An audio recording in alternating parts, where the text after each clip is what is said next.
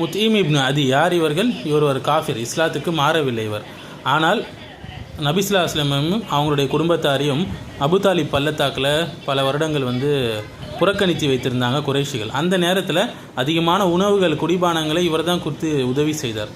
அது மட்டுமல்லாமல் அந்த பாய்காட் நிறுத்துவதற்கு முக்கிய காரணமாக அவர் இருந்தார். மேலும் தன்னுடைய பிள்ளைகளுக்கு சொல்லி அனுப்பிச்சார், நீங்கள் போய் கவச உடைகள்லாம் அணிஞ்சு போய் நபிகளாரை கண்ணியமாக இட்டுட்டு வாங்க, முகமதை கண்ணியமாக இட்டுட்டு வாங்கன்னு சொன்னான்.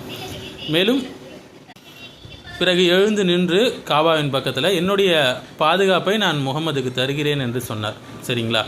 பிற்காலத்தில் பத்ர் யுத்தத்தில் 73 கைதிகள் பிடிக்கப்பட்டாங்க காஃபிர்கள். அப்போது ரசூலுல்லாஹி அலைஹி வஸல்லம் சொன்னாங்க, இப்போது முத்தீம் இப்னு அதி ஒரு வார்த்தை சொன்னால் 73 நபர்களையும் நான் விடுவித்து விடுவேன், எந்த ஒரு பணைய தொகையும் வாங்காமல் எதுவும் இல்லாமல் அப்படியே விடுவித்து விடுவேன். இதுதான் நபிகளாருடைய நன்றி உணர்வு காஃபிர்களுக்கு கூடும்.